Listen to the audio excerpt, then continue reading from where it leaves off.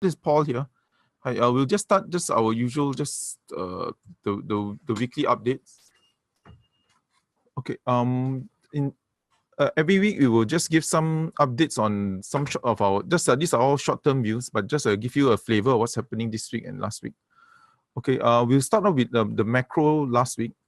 I think in terms of the macro, some of the key macro events last week has been obviously the resumption of trade talks between US and China. But do note, this doesn't seem to be Donald Trump's idea. This is more to be Mnuchin's idea. But anyway, the other another important macro data point was the record low investments that came out of China. Last week, China released a slew of economic data. But I think the one that was most noticeable was the decline in investments, especially infrastructure investments. And as you know, for China, 40% of the GDP is investments. So this is probably the weakest part of the Chinese data. The other major news was, of course, there was an ECB meeting last week. There were two main points. I think they actually lowered their growth forecast for Europe marginally, at least by 0.1%.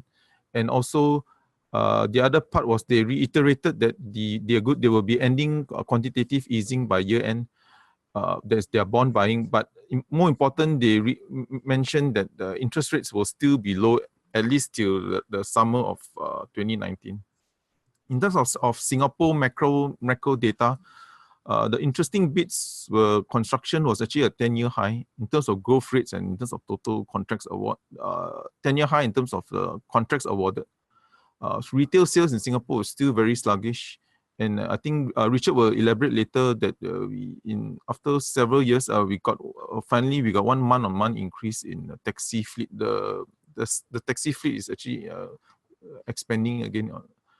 Okay, in terms of the corporate events, I think we all saw the news. ST Engineering, they acquired this company called MRA. We don't cover, but just to give you some sense what's happening.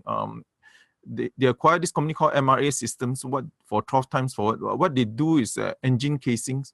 If you just look at any engine of a A320neo, basically it's just the casing around the real engine inside. Okay, that's what they do. Most important is they are a single source for this type of engine, which actually basically this is the engine is the one that's used in the A320neo, which is probably the fastest growing plane out there.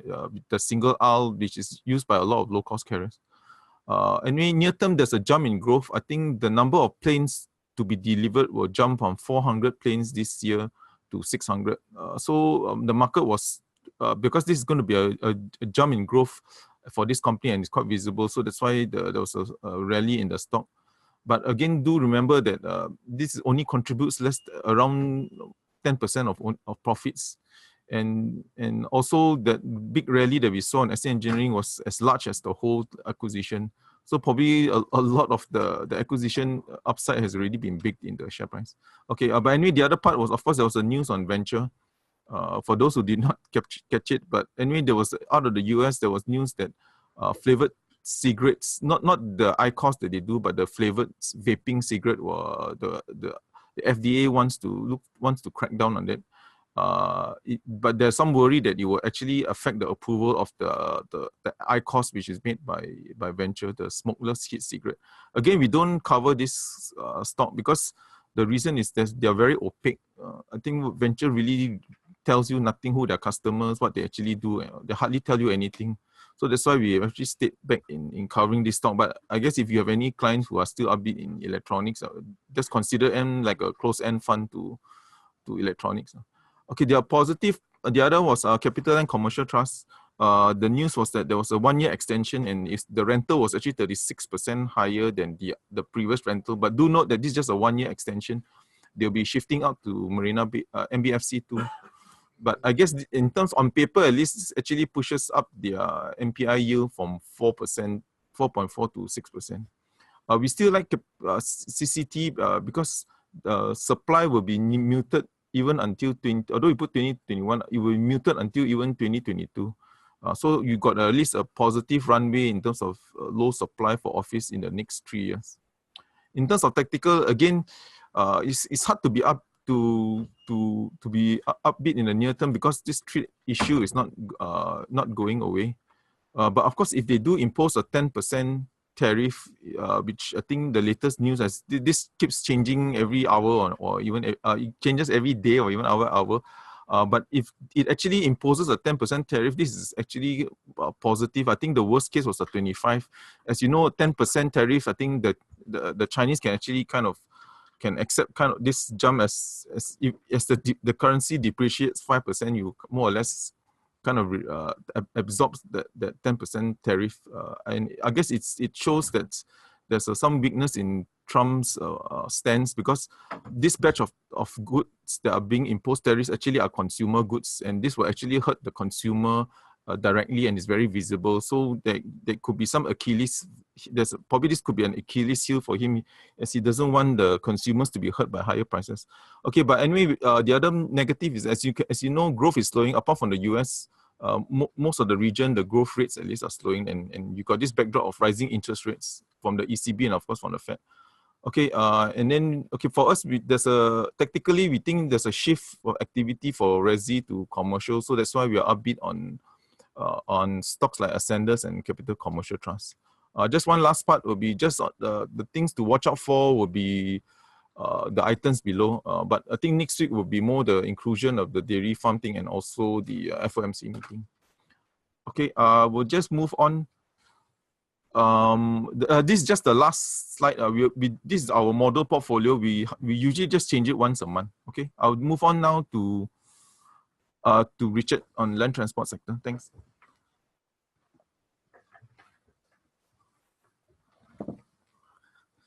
Thank you, Paul. Yeah, this is Richard speaking. So now I'll present on our land transport sector report, which we published last week.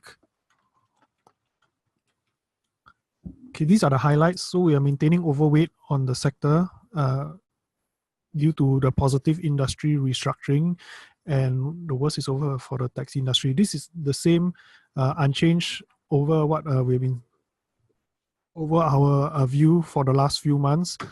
The positive industry restructuring is coming from the exit of Uber from the ride-hailing space. So now there's only Grab, and then competition has become more rational already. Worst is over for the taxi industry. This can be seen from the fact that ComfortDelGro has started to buy new taxis. And then the other piece of news is that the PTC, that's a Public Transport Council, says that that fares will increase by up to 4.3% this year. Take note that the fare adjustments normally happens in the last few days of December every year. Okay, so we are maintaining accumulate on ComfortDelGro. Target price unchanged, 278. Last close was 232 last Friday.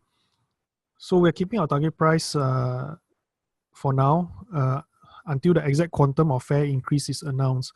Our current model assumes a 0% change. We'll go through some of the data points that have been released by LTA. So LTA has announced the data for motor vehicle population as well as the taxi driver vocational license.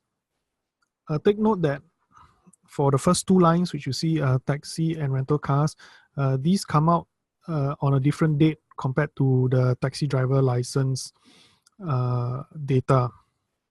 So there's a lag of about, the TDVL data comes out about 2 to 2.5 weeks later than the vehicle population data.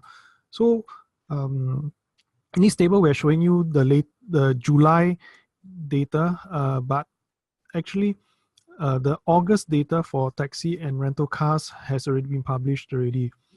But we'll still talk a bit about both. In the table, you can see that for July, there was actually a month-on-month growth for taxi, 0.1%. That's right here.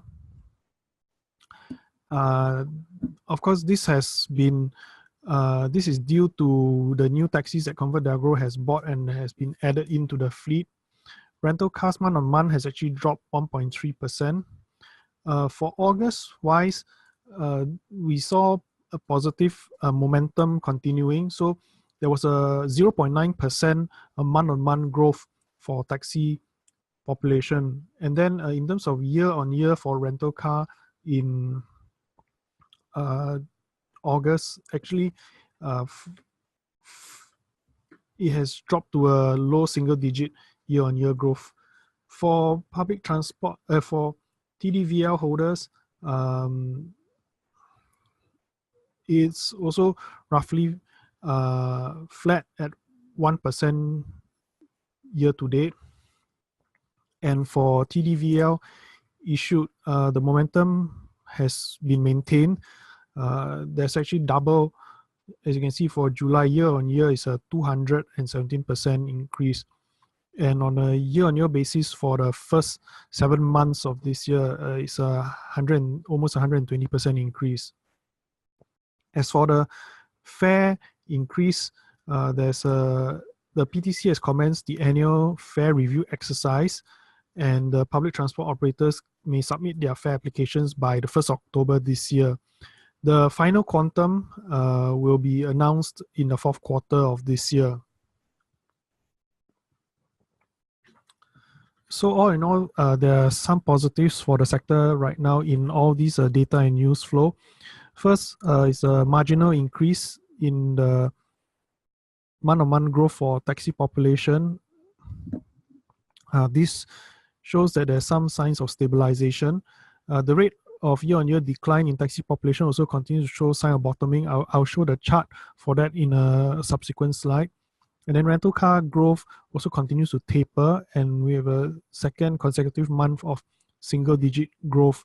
It used to be double-digit growth since December 2013. I'll also show a chart for this in a subsequent slide. And then, as I mentioned earlier, momentum for the taxi driver vocational license has been maintained. And then regarding the fare increase, the beneficiary of this will be the rail segment from SBS Transit. As a reminder, ComfortDelGro owns 75% of SBS Transit. So SBS Transit is a subsidiary of ComfortDelGro. SBS Transit is also listed on the Singapore Exchange. So you can actually also get exposure to public transport by buying SBS Transit.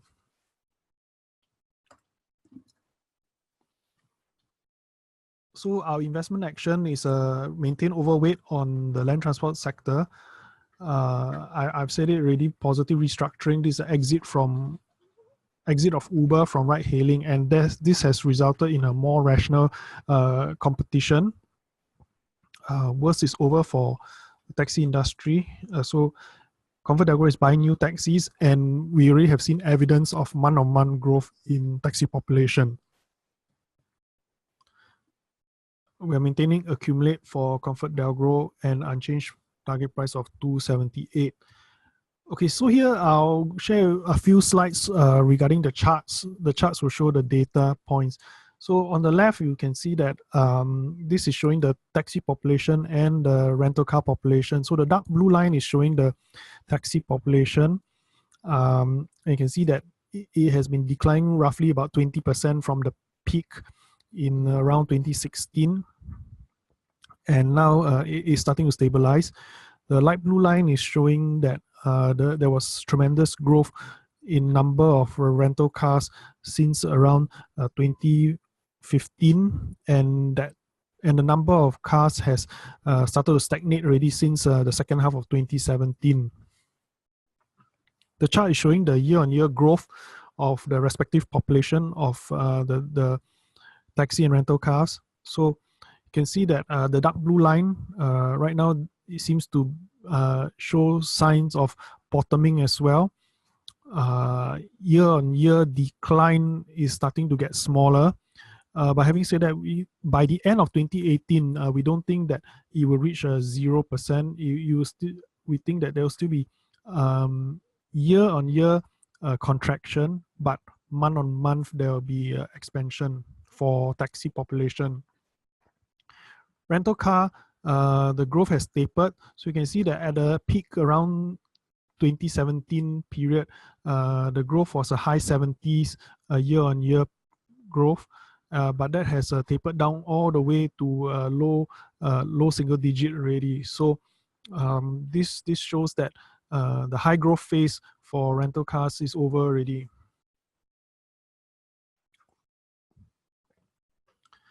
This chart shows the respective fleet sizes as well as the change in fleet size over the 7 months of this year. So you can see right on the left, ComfortDelGro has the largest fleet, and if you combine that with CityCab, you can see that roughly Comfort and CityCab have about 60% market share for taxis in Singapore.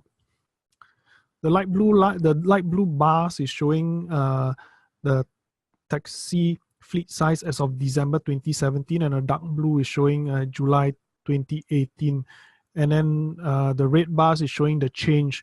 So you can see what's the relative change for each of the fleets. And obviously SMRT has the largest decline year to date.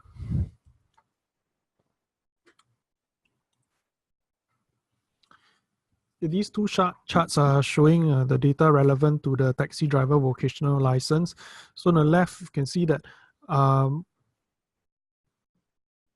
dark blue line is showing the number of licenses issued each month, and then the gray line is showing the year-on-year change. So for taxi driver vocational license issued each month, you can see that normally it would have been between around 300 and 500 license, 300 to 500 licenses per month. But that had come down during around the 2016 period, 2016-2017, where it went down to as low as under 100 in a month. But now you can see that it's picked up again, and is for the last few months is held stable at above 300 licenses issued per month. The chart on the right is showing the number of license holders. So this is also something that's relevant because this shows the size of the pool of potential hirers for the taxi. Year to date, the number of license holders has grown by 1%.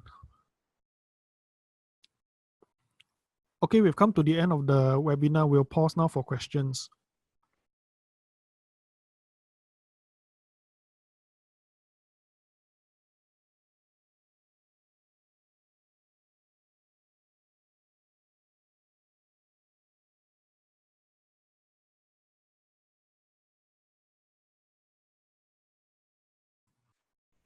Hi everyone, Jeremy speaking here. So there's a question asking what is our short-term and mid-term outlook for STI. So for that question, we'll just answer that with what the charts are showing.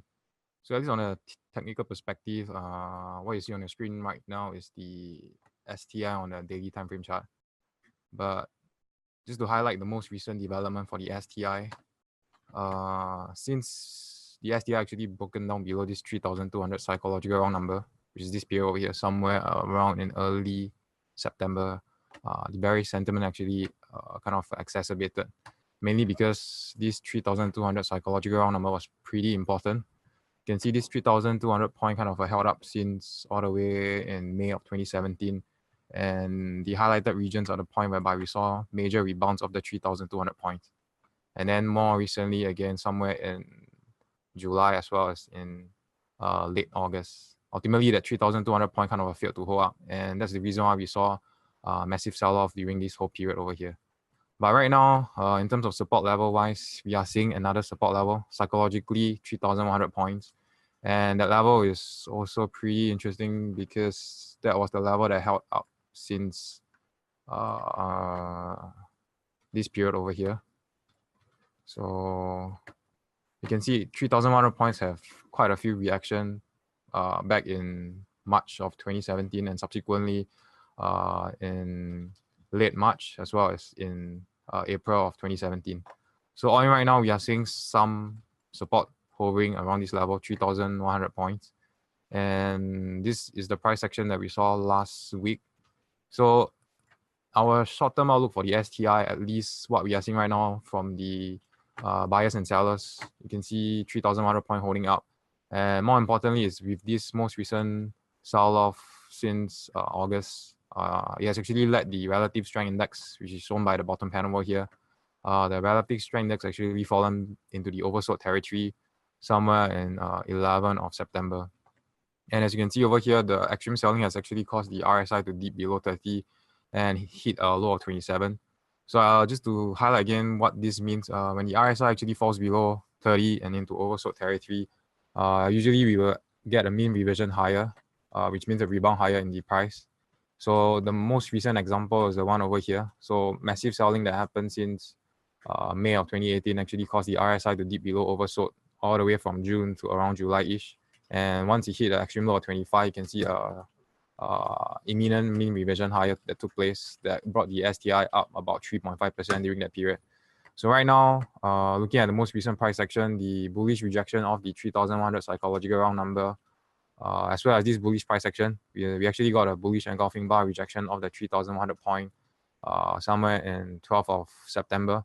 That by itself actually caused the RSI to move back above the 30 oversold region. So all in terms of price action, how price is rebounding off the 3,100 psychological round number, as well as the mean reversion happening in the RSI, I think in the near term, we should expect a similar mean reversion higher like the one over here to bring the STI up. So expectation wise, we expect 3,100 points to hold in the near term. And probably in terms of target wise for this rebound higher, STI should be retargeting back this 3,190 point, which is the previous support level over here. And after clearing this level, I think the STI should be heading back up to test this next resistance at 3,263 points.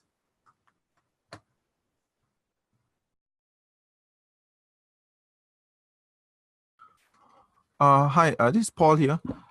We have a question. How much longer do you think will the trade war matter before it finishes, and how do you think it will end, please, or finish? Okay, just to let you know the setup.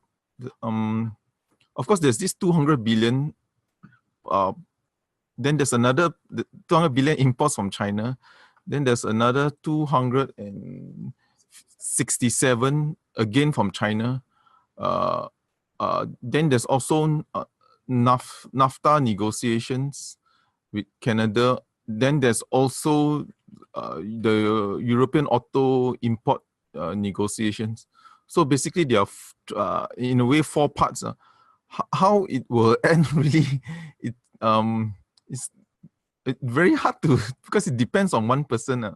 So it's really hard for us to say when it can end. But I think if the 200 is just hit with a 10% tariff, I think that would be seen as a very positive sign, because 10%, I think the market can take it.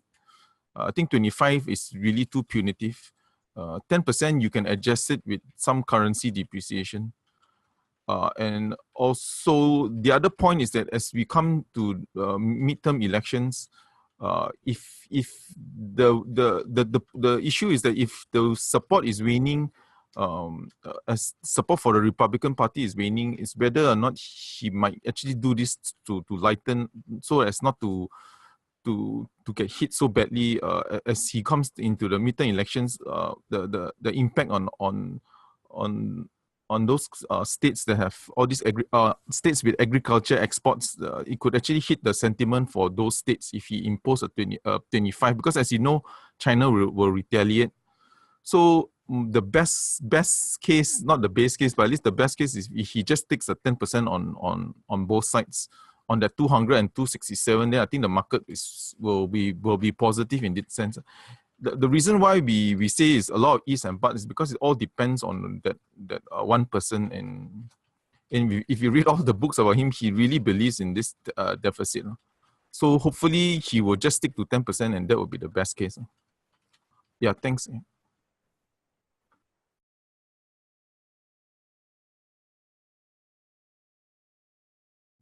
Okay.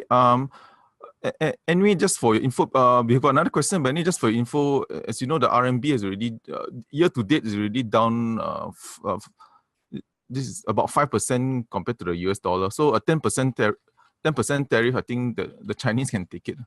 Okay, just one more question. What who do you think? What do you think will be the highest interest rate that the Fed will reach before it stops hiking? Okay, the rate now is 2. All the Fed governors came up with their own estimate of the so-called natural interest rate. Okay, natural means it is neither tightening or neither easing. I think the range that they've all mentioned is probably 2.5 to 2.75. That is probably the range out there, or even up to 3%. That's what when the interview several Fed governors, that is the range that they're looking at, which is you call it the so-called neutral rate, which academically, theoretically, they can calculate, but in reality, there's no firm number. So you can probably pencil in a 2.75% or to 3% as the so-called the neutral interest rate by the Fed, which is neither tightening or so-called loosening. Yeah.